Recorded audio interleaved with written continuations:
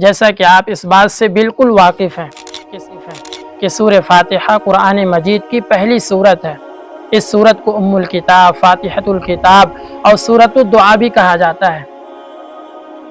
ये सूरत एक जामे दुआ है जो इंसान को अल्लाह की हम्दो सना, उसकी तौहीद और उससे हिदायत मांगने का दर्स देती है। इस सूरत में वादो वईद से मुंसलिक तमाम आयात मौजूद हैं। अनअमत अलैहिम के अच्छे अमाल करोगे तो अल्लाह का इनाम मिलेगा, गैरिल मग़ज़ूबि अलैहिम बुरे अमल करोगे तो अल्लाह का गज़ब नाजिल होगा।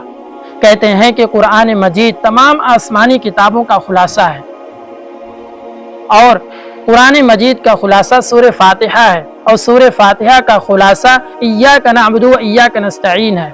शायद इसी बुनियाद पर हदीस पाक में सूरह फातिहा को आज़मुस सूरा फिल कुरान कहा गया है, जिस तरह आयतल कुर्सी को आज़मुल आयात कहा गया है।